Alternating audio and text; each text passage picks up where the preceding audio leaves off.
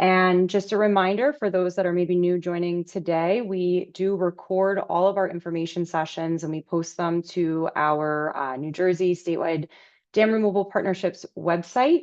And you can also find them on our partnerships YouTube channel. I'll pop links to those in the chat. Today, we'll be discussing sediment management, specifically looking at some of the dam removal projects that Geoff Goll has helped to lead. Geoff is the president and founding partner of Princeton Hydro and has extensive experience in dam removal. And so we're going to hear from him today. And Geoff, I'm going to turn it over to you. You already have your slides up. And if you want to go ahead and introduce your session.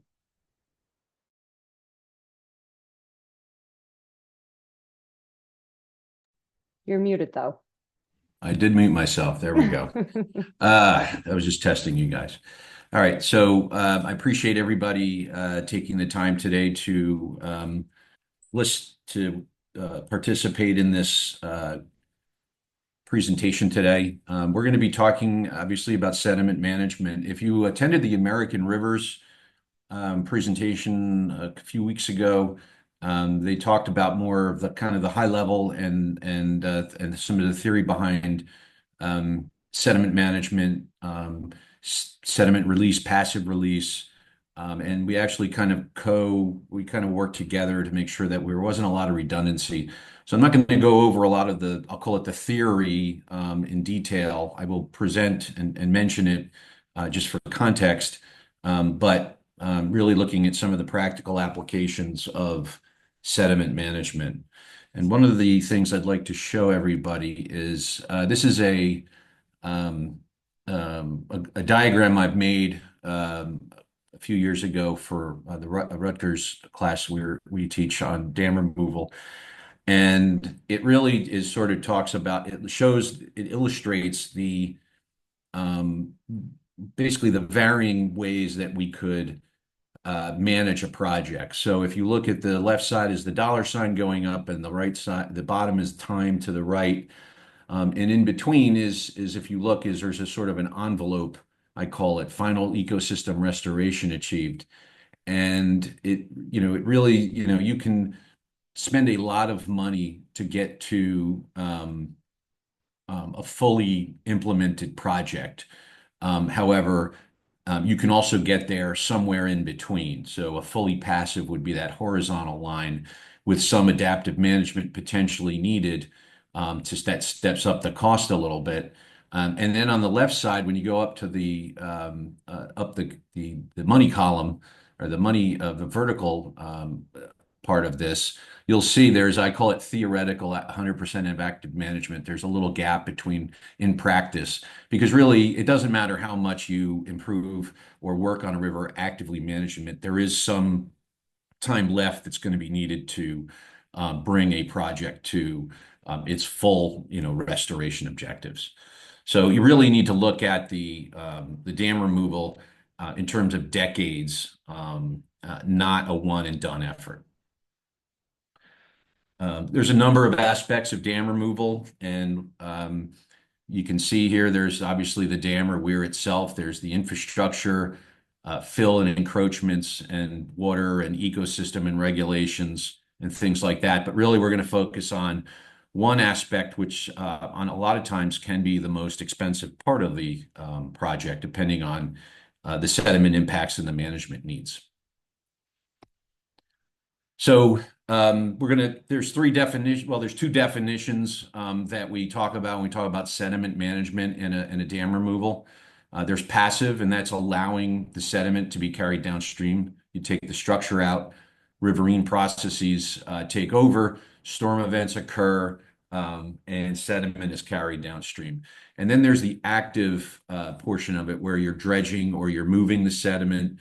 You're offsite, there's offsite disposal and sediments and stabilizing the sediment in place. And then sometimes you're doing a combination of the two. And the reality is you're likely going to end up doing some method of each. And the reason I say that is it doesn't matter how much active management you do on a project. I always we tell people it's not like you're going to go out with toothbrushes and start scratching off all the sediment off of each rock and piece of the riverbed to take it out. There's going to always be some level of sediment passive release. But as you can see on this photograph on the right, this is the Columbia Lake Dam removal in northwestern New Jersey. And literally after 6 months, this was an entire, what you're looking at in the background, the field, that was entirely underwater 6 months prior. And when they removed the dam, there was a lot of volunteer vegetation and seed bank that came in and came back. So there is a level of self-stabilization that occurs. Um, what are the areas of concern? We have, the quantity. We have to always figure out how much of the sediment is in the impoundment, and we'll also talk about a little later what's the mobile portion of that sediment volume that's within the impoundment.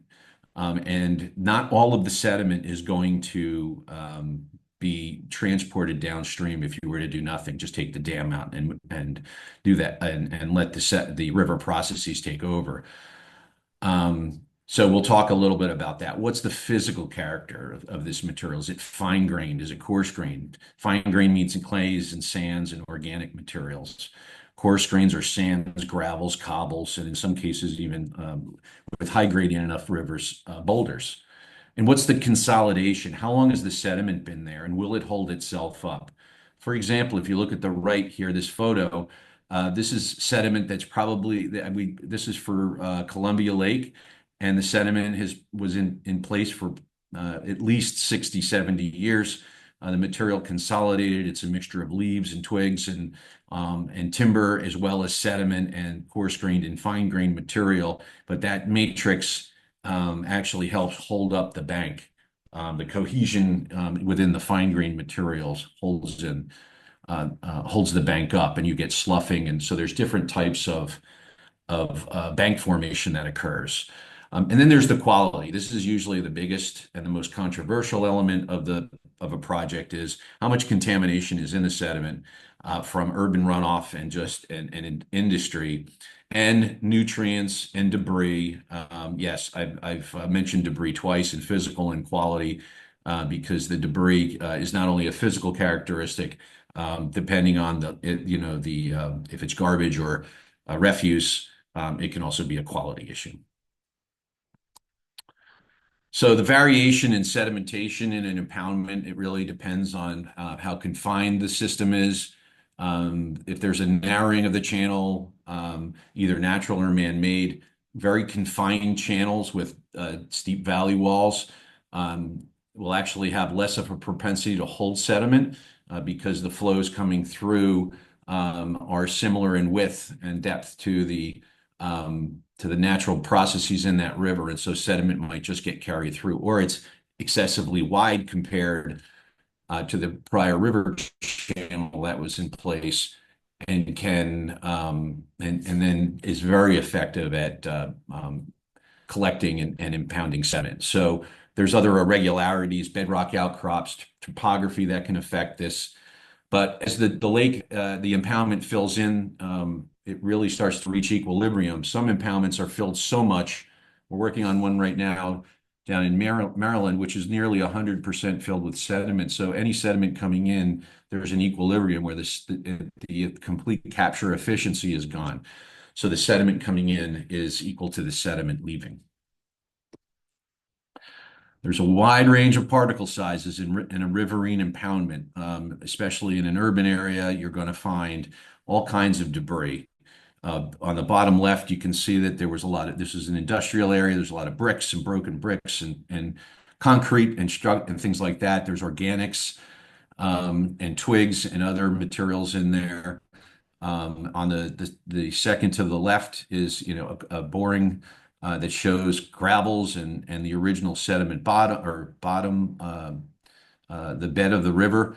And then you have like this gentleman here, he's a hydraulic dredger on this one project where we worked on in Hughesville Dam. And, you get these pieces of timber and roots that can clog up the hydraulic dredge equipment. And then, of course, this is one of the largest sediment particles we ever had was a mini bike that was pulled out of one of our dam removal projects.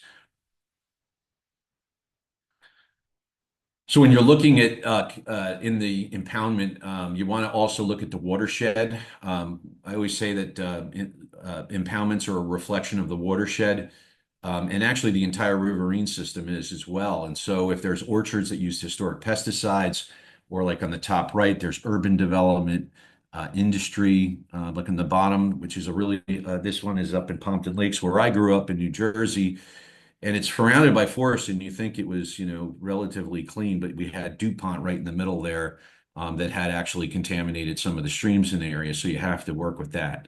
There's naturally occurring geologic contaminants like arsenic, that occurs in some acid-producing formations of clay in the coastal plains. And then obviously construction, where you have lack of soil erosion and sediment control. So it's really looking at, what's there, what are the historic industrial watersheds in urban areas. You have different types of, these are the different types of contaminants that you're testing for. PAHs are basically partially burned, or hydrocarbons, and as well as road runoff from asphalt. Asphalt is a large contributor of contaminants, non-point source contaminants to rivers and our rivers and waterways. Heavy metals also can come from brakes, and other vehicle parts.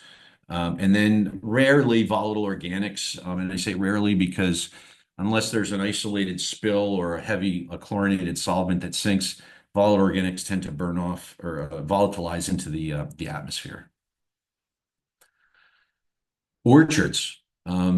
I was just talking with a client the other day about looking at orchards within their watershed. There were a lot of apple growing operations. This is down in South Carolina, and talking about potential for was there historic pesticides used? So you're looking at orchards and basically orchards, vegetables, and root vegetables. Row crop, not so much. But you can get these things, these contaminants: lead arsenate, dieldrin, DDT, DDD, and DDE. The DDT components are much rarer nowadays, since they were banned in the 70s in the United States, and they have sort of tailed off. But dieldrin and arsenic are very persistent. So we're also looking at the concept of, once we're doing a removal, and we want to look at the concepts of impacts from sediment release. People sometimes they go right into the investigation and follow sort of a checklist. And really you want to create a concept model of what you believe will occur, where the sediment will move within the impoundment, and what could potentially be affected. So really thinking about, you kind of have to try to predict ahead of time, but using a lot of secondary information can be helpful. And then we'll talk about the direct investigation work. But there's impacts to utilities and water withdrawals. You could dry out somebody's well. That's not a sediment impact, but these are the different things that you might have to consider. Downstream turbidity. You could look at downstream aggradation. So you could potentially block off bridges, culverts, reduce the carrying capacity of the stream, and then potentially increase flooding. And then as the sediment moves, when was the infrastructure that was built, like bridges, for example, or utility lines, built through the impoundment? And if now they were built after the dam was installed, were the foundations placed deep enough to avoid incision of the foundations? Now, this is similar to, if we're in the American Rivers talk. This is a similar slide that they use, but the source, the U.S. Department of Interior, had Bureau of Reclamation came up with this dam removal analysis guidelines for sediment, and on the right is a very nice, clear picture. You're really trying to look at the volume of sediment versus the annual sediment yield. Remember, there's the reason there is sediment in river and dam and behind dams is because that's what rivers do. They transport sediment. They're the conveyor belts of erosion and hillside, and basically as mountains start to erode, and um, um, from basically atmospheric weather, the sediment goes into these rivers, and they carry it down eventually to the oceans. And so what they looked for is, okay, what's the equivalent annual sediment load in a river system versus what's impounded? And so if you look at the negligible, small, medium, and large, these are equivalent to years of storage. So for example, in the middle, the one, that equates to if there's one, the equivalent of 1 year of sediment yield being transported in the impoundment. And so you get down to the negligible, which is very little sediment versus the sediment yield, almost at maximum a tenth. And then you start getting into the higher risk areas where you're really starting to go beyond 1 year. Now you're going beyond what the river can normally handle in a year. And the large impacts versus 10 and versus 100. And when you really start looking at those upper ends, that's where you may need to consider um, um, active management, especially in smaller impoundments on smaller rivers, or a large impoundment that's actually on a small river that might overload the system. So you're really looking at the years of trapped sediment load, the reservoir volume, the mean annual sediment load coming down, and the probability of sediment impact. And there are equations in the dam removal analysis guidelines that can be used in nomographs as well. So I've crossed out appropriate and I talk about reasonable because one of the things that I think when we work with regulators and the regulations is that we really we're hyper focusing on specific contaminants and specific organisms that may or may not be impacted downstream.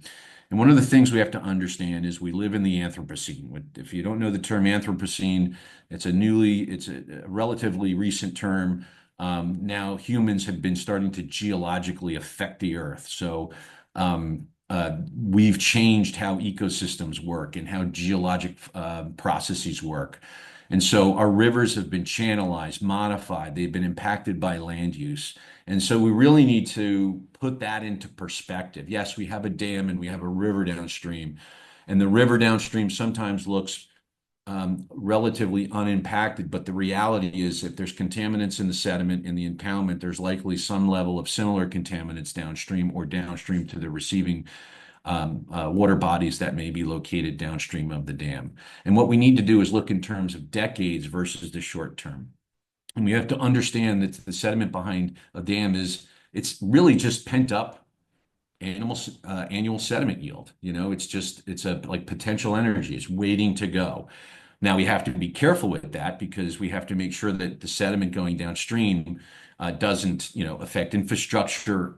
There's aquatic organisms, freshwater mussels, can't, they can be smothered. And we have to protect the functions and values of these systems to make sure, but we really need to be reasonable in terms of understanding our systems. We have a lot of, especially on the East Coast of the United States, we have a lot of river systems that are contaminated up and downstream, and focusing on the contaminants within the impoundment can sometimes be overkill. But before, as we talked about before, we talk about the conceptual models for investigations. So with all the information and all the data you've collected, we want to create a sketch and a hypothesis of the configuration of the former floodplain. Then we need to determine the most appropriate method of sediment investigation relative to risk. So there are things that you can do even before you go out into the field, is looking at the river system. Is it a confined channel? Are the valley walls relatively steep? Is the dam actually a run of the river dam where the actual width of the dam is almost the same width of the river, the unimpacted river upstream and downstream? The river on the left is a system where it was impounded, but only within the width of the river. And so when you look at up and downstream of the dam and the impoundment, the impoundment is actually on the bottom near the intersection of where it says Bellis Road and Mount Joy Road on the Musconetcong River. And you can see the impoundment actually goes up to just about where the river curves and gets near the road on the upper right part of the screen. But then you go upstream and it's pretty much the similar width. In that case, there was enough stream power to reduce the amount of accumulated sediment. Sediment would keep going downstream. On the right, this is actually out in Western Pennsylvania, and this was naturally a very high incised system where high value walls and an entrained bedrock founded river channel. And so while there was some sediment, it wasn't overly impacted by sediment volume. So you can almost see from the get-go there might not be an issue associated with too much sediment in this system. You also want to review the river floodplain and valley type. And just because the impoundment is extremely wide and has a lot of sediment does not necessarily mean all that sediment is going to go downstream. Actually, there's a study done by Sawatsky from 2012 that really talks about the amount of sediment transport that's going to happen as the impoundment is wider and wider, a smaller percentage of that sediment will go downstream. The impoundment on the left is the Columbia Lake Dam, and we calculated over 300,000 cubic yards of sediment within the impoundment. And when we went through the analysis, really estimated that we're only about 70,000 of that was going to be discharged downstream in total for a passive sediment release. Now, 70,000 cubic yards on the East Coast, I know it's not a lot for projects on the West Coast. It would seem like a lot, but we also looked downstream. The Delaware River was right there and had a lot of power to be able to move that sediment. And this on the right is the Hemingway Dam, very wide, oval-shaped impoundment with a lot of sediment, but the reality is the width was much greater than what the expected channel geometry would be looking upstream and downstream. So you really want to understand where is that mobile portion of the sediment and focus on that. So we need to go through and figure out what we have to do. You go through and you do your field investigations, your bathymetric surveys, sediment probes, borings. Do you investigate the dam? Depends on the risks. And then these are other elements that are associated with seeing if you have to go on other people's properties or utility crossings. Is there a prior dam under there somewhere within the sediment? And what are the possible obstructions that might be associated with within the impoundment? So sediment transport from dam removal. So you're really looking at this. This is a figure that shows the evolution of once a dam is taken out. You're really the progression of sort of like what they call the pilot channel, where you have the dam removal, relatively uniform quantities of sediment and depth through the impoundment in this theoretical diagram. And then as you see, you go to stage A, stage B, the water surface lowers, but then stage C, you start getting degradation. You basically get a nick point where now the sediment is starting to be transported downstream, and that nick point starts to migrate upstream. So when you go to the top right, stage D, you'll see it starts to degrade and widen. It then widens enough where you get aggradation and widening, and then you get sort of a quasi-equilibrium over time, but then you're still going to get some sediment release depending on the situation on the impoundment. If it's a very sandy impoundment, very coarse grained materials, these banks are going to slope back relatively quickly. You'll get some relative stability in a short period of time. If it's fine grained materials with a cohesion that holds the particles together, you get a lot of sloughing and vertical escarpments that can then fall into the river. That can last a longer period of time, and so you'll have to make that determination. But then we look at the impoundment on the right here is sort of the channel response to sediment release and downstream. So you want to really look at okay, what's the impact? How much is the sediment eroding down upstream in the impoundment versus how much material is going downstream? And so you'll see here it's the impoundment, the percentage of sediment within the impoundment versus the number of basically versus time. And so you can see how now it's the sediment within the impoundment starts to switch to sediment being transported downstream. And it's not as if a slug, all it just goes downstream and it stays the same elevations and thickness as you go downstream. It really starts to, as it disperses and translates going on downstream, and it's a combination of the two. As the sediment moves downstream, it gets spread out wider and wider and wider until it really flattens out. And there'll be a point downstream that sediment transport modeling can show that'll show that over time, as you go far enough downstream, even sometimes as close as several miles, you won't even notice that there was a sediment release upstream. And so you have to look at that. And then when you look at the on the right here, this is sort of a plan view of the downstream reach of the river. And initially, post dam removal, you get a very thick amount of sediment coming downstream. But then as you get consecutive storms, it starts to dissipate, it starts to disperse and translate that sediment going downstream until at one point you get a more of an equilibrium within the downstream reaches, and starts to replicate more of that natural sediment transport process. And the nice thing is now that the dam is gone, it can continue on with sediment transport that's vital to biological functions and stability of the river downstream. Sediment-starved rivers become eroded and also are lack diversity because there's not a lot of breeding areas for aquatic organisms and habitat.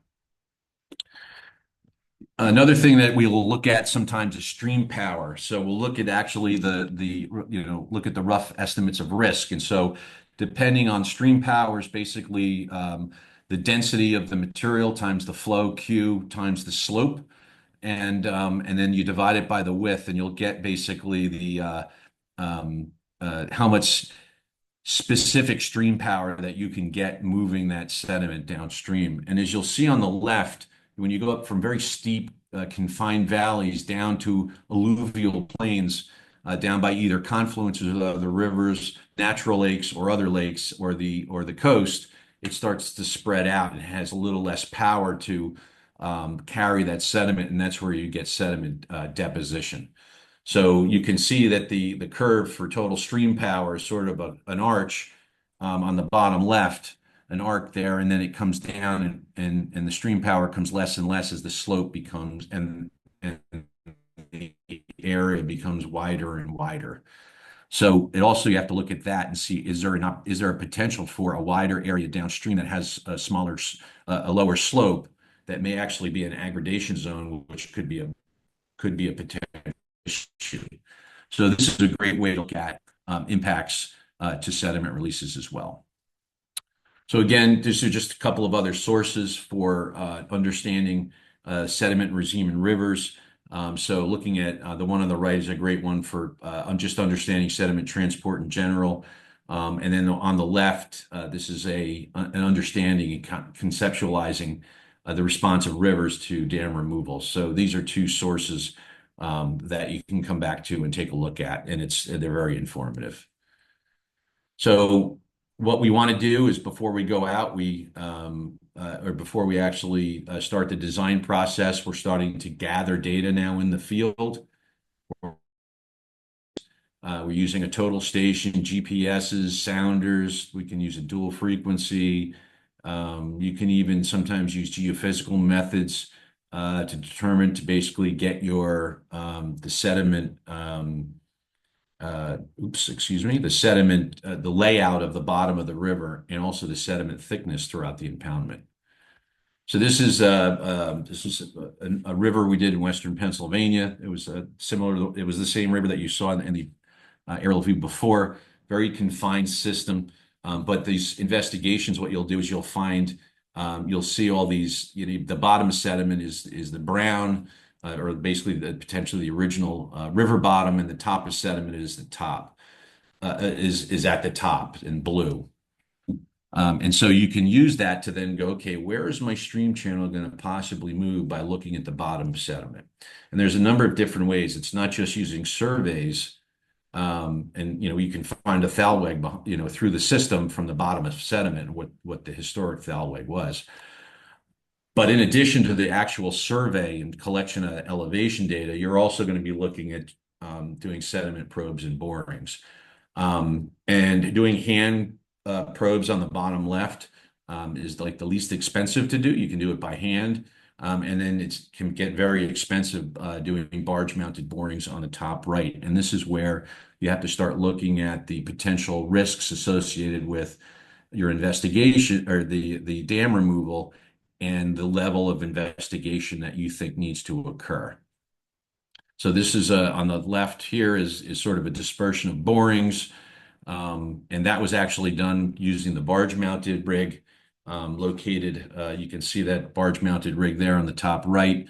You can use vibra cores if you're sure that there's not going to be large obstructions or bedrock below the impoundment, because vibra cores cannot go through it, that material. But soil borings can, because they're banged down with force with a hammer. And then if it's shallow enough, you can use hand augers as well. This is typical soil borings. This was from the Columbia Lake. And when you look at this, it actually is interesting because we ordered these photographs from left to right, from upstream to downstream. So you have a coarse grain material on the left side, which is where the heavier material drops down at the impoundment inlet.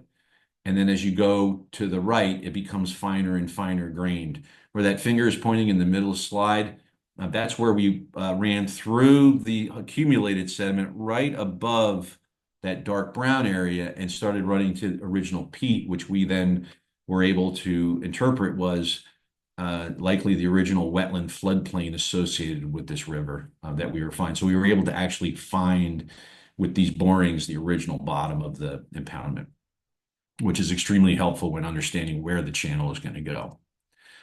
So you take that material, you look at the grain sizes, you have borings, you have a description of the sediment types and stratums going down, and then being able to find the original bottom. And so looking at these types of sediment classifications, you start to be able to understand how this system is going to react. So if you have a silty sand and gravel, that upper layer is going to slope probably pretty quickly. But when you get into this organic silt, it's going to hold up the bank. And so that also then helps predict how that bank is going to look like after the river starts to erode out the river channels. This is a diagram again of Columbia Lake, and it shows where we believe so the herringbone hatching on the right and the left here, based on our borings and interpretation of channel formation, is likely not going to move. It's going to remain in place. And over here in the center, over here, get my mouse out, right over here, that's where we believe the active channel is going to end up being mobilized. And then this is an area where we think that if the sediment were to maintain a vertical face and take a longer period of time to erode, we may want to go in and do some active sediment management, and then create a floodplain in this location over here. You can see my mouse.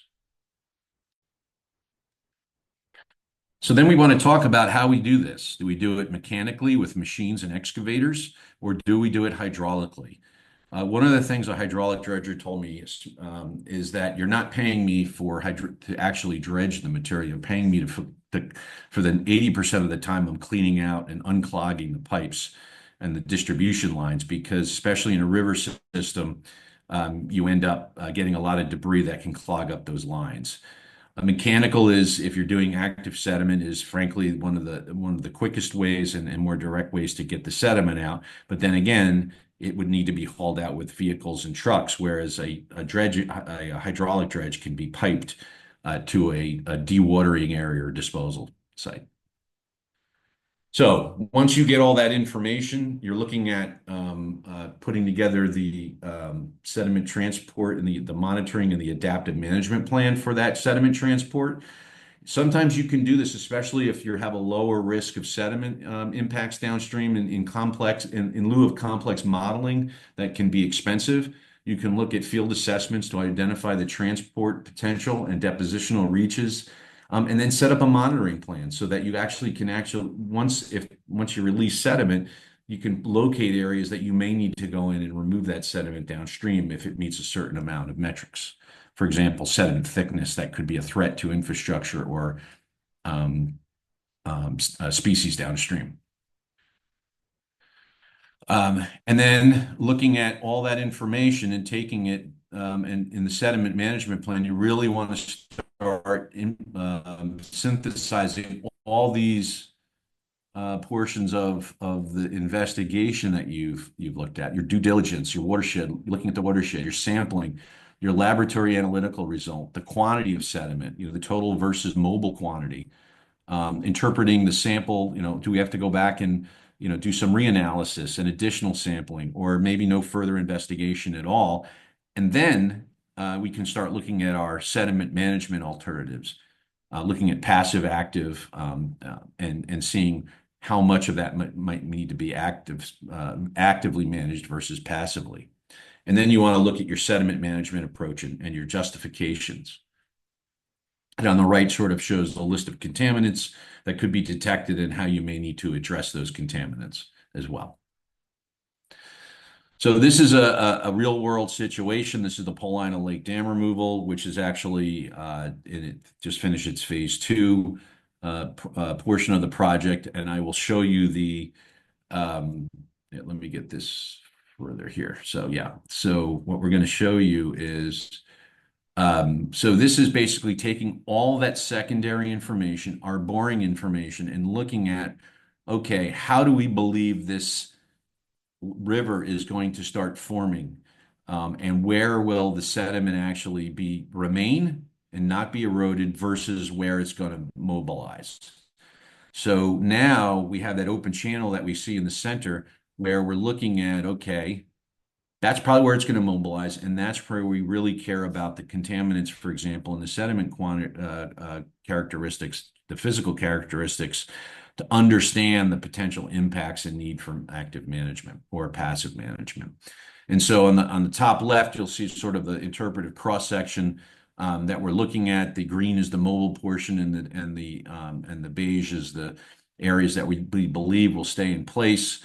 Looking at the on this profile that you're looking at, this is overlain with a FEMA map, looking at potential the equilibrium slope. So as you remove, once you remove the dam, it generally the impoundments will follow the up and downstream slopes, and so you can draw a line to get a better interpretation, and then look at how deep you might need to investigate further to see what that sediment characteristic is in the site. So using the horizontal and these vertical profiles can definitely help out figure out what that volume is and how much material might be moving downstream. So this is just looking at a phasing option. This is the Paulina Lake Dam removal.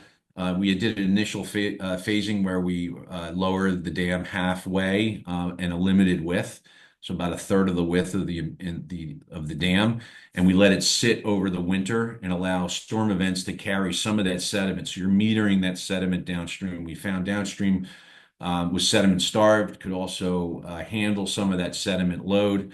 This impoundment had about 66,000 yards of cubic yards of sediment, and we believe that up to 20,000 yards of that material may be mobilized. We also knew up at the lower end of the dam, there was a thick enough layer of sediment that we needed to actively manage about another 18,000 yards of sediment through the system and take it out of the system and haul it off site. So it's just the hammering going in here. And it's just then removing it and phasing it out. And then this is what it looked like. This was on the left this was during a high flow event where it started transporting sediment downstream. It doesn't look like the actual dam itself is about 6 feet down in that breach, and the water depth there is about 3 or 4 feet and concentrated.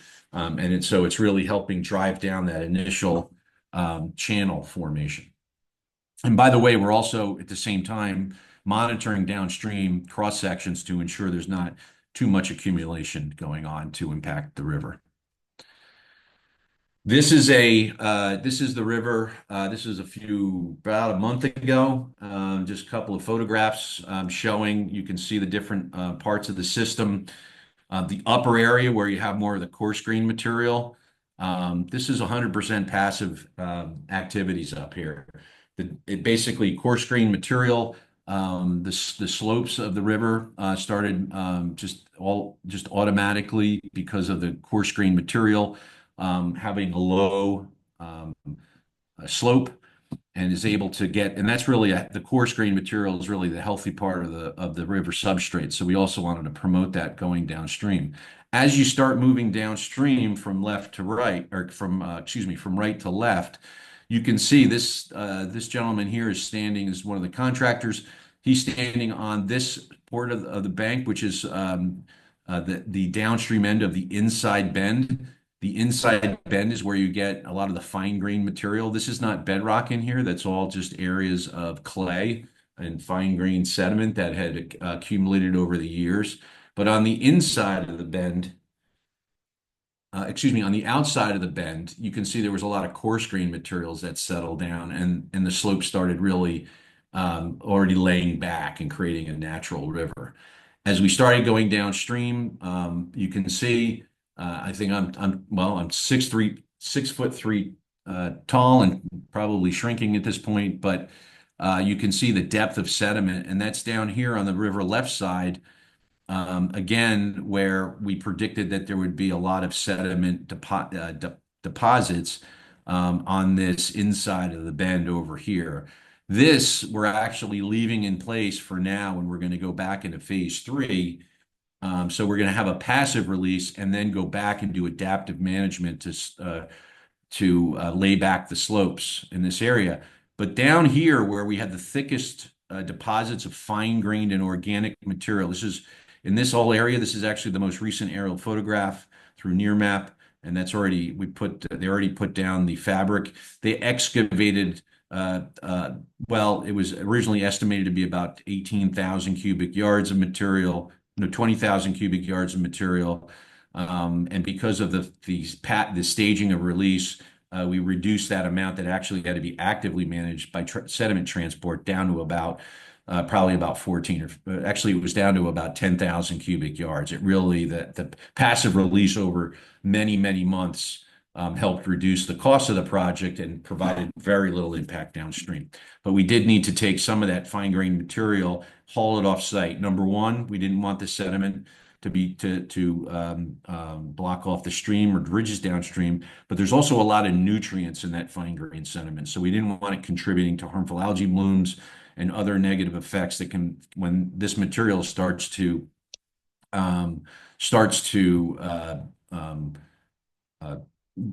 compete for BOD, for biological oxygen demand.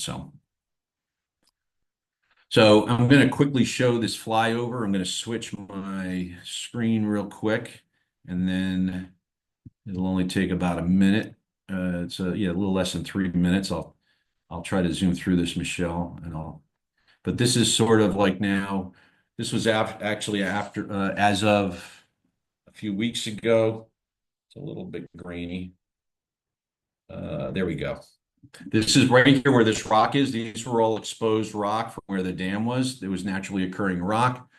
Up here on the left, you can see this is where the active management was occurring. They created a floodplain and they hauled that material off site and then graded it up to create a little bit of a higher of a bench in this location here.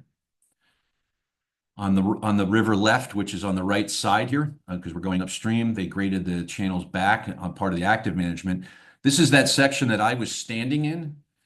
And so we're going to let that for the next, till next July when we go back in, let some of that slough off and move back in. Here is where on the river, on the right side, that's all fine grained material. It's a little less more resistant to erosion. So we'll probably come in and pull that material back. You can see some of the original stumps that were in the river system before they dammed it. By the way, on the video was an old rail line. It's a rail trail. So that was pretty heavily armored. But as we start to go more upstream here, you can see the coarser grain material laying back. As well. So that is, and this is kind of survey, but I'll spare you the additional footage. So and I see there's a lot of questions. We're going to actually have 15 minutes for questions, so I will go through those. So I'm not ignoring you. So this is just sort of a gauge of the typical sediment approaches. Paul Woodworth, who used to work for Princeton Hydro, put this together a few years ago, but it really looks at the number of projects, of passive projects, a project using passive versus active versus a combination of the two. A lot of our dams are run-of-the-river dams and really allowed for a passive release. And so you get a predominant amount of these dam removals that allow for passive release in the rivers. And then you can see these are just other measures on the right that describe the different approaches to stabilization and ecosystem restoration after the dam removal. So I'm just showing this again, this one slide, because I think it's important. You really need to balance the cost versus time on these projects versus potential impacts associated with them.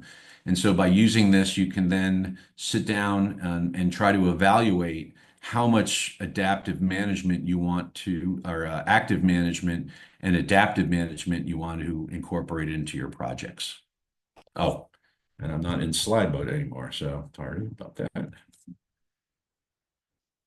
So anyway, so now what we'll do is Michelle, I believe, will be taking some questions, and there may have been questions that were put into the chat. Yeah, thanks, Geoff. That was great. Tons of really great examples, really great information. So thank you for the time pulling that together. There's a couple of questions in the chat. Do folks want to take themselves off mute? Maybe starting with Tony. If not, I can go ahead and start reading some. See if Tony's still on with us. Well, I can see the one Tony had what modeling software was used for sediment transport. In this case, it was HEC-RAS sediment transport that was used. HEC-RAS sediment transport is becoming a very valuable tool and is becoming more and more frequently used. A lot of the other softwares are either proprietary or expensive to use, so it becomes a little bit more. It's now becoming more publicly available. Excuse me a second.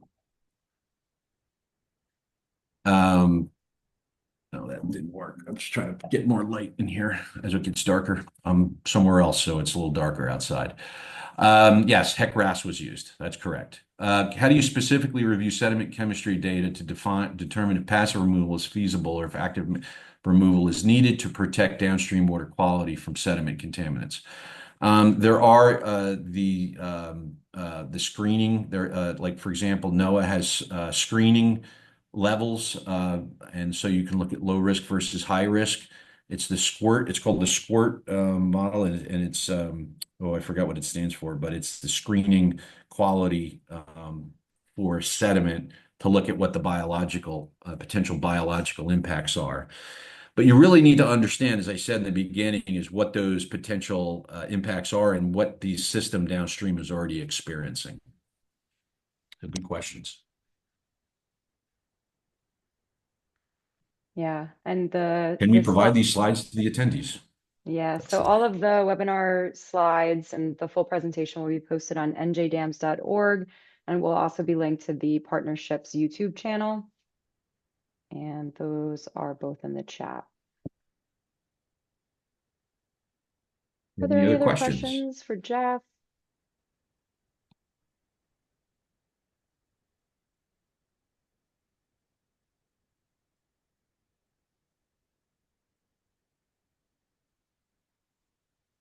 Okay. Well, if there are no other questions, I would just like to thank you again, Geoff, for your time. Excellent presentation. And again, you can find this recording and all past recordings on the njdams.org website, as well as the partnership's YouTube channel. Just going to put a plug in for November 19th at 1 p.m. will be the next information session. It will be focusing on a case study of water quality monitoring around the Columbia Dam removal project that the Nature Conservancy in New Jersey led. We will be announcing and putting up the registration link in the coming weeks. So give us just a minute to get that out to everybody. And I think I see one more question, so we can stick around for a few more minutes if folks do have some more questions. So any concerns from downstream property owners?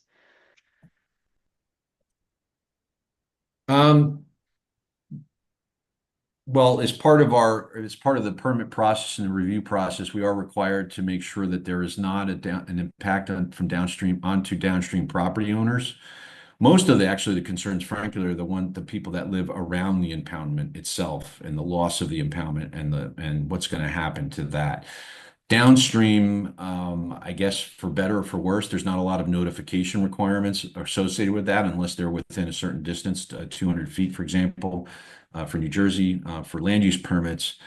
But dam safety requires a specific amount of sediment management and requires us, rightly so, to ensure that there's not a high level of sediment discharge downstream.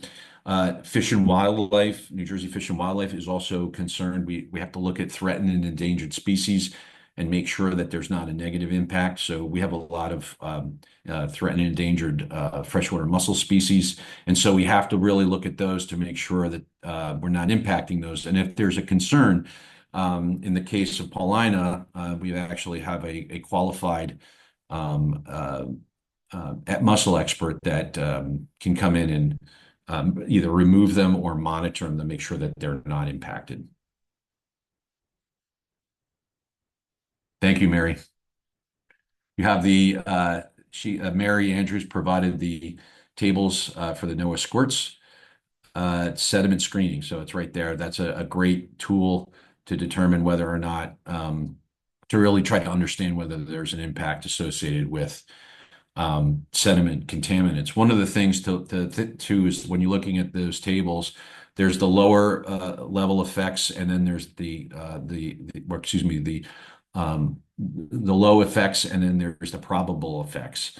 And if obviously if you're below the lower level of effects, you can then kind of make the argument that there's really not an issue. When you're in the middle, you really need to take a look at it and have a discussion on whether or not there's a concern for impacts to downstream aquatic organisms. A lot of times they'll be just over the lower effects, and so they're weighted down toward that, especially in the systems that we've been working in. And so there's not necessarily a high probability of impact, but if it's well over the probable effects, then you might need to do some more investigations. You might need to do some biological analysis to make sure that that you're not impacting assays where you're checking organisms, actual organisms in the laboratory to see if there's any effects on them. Thank you for providing that, Mary.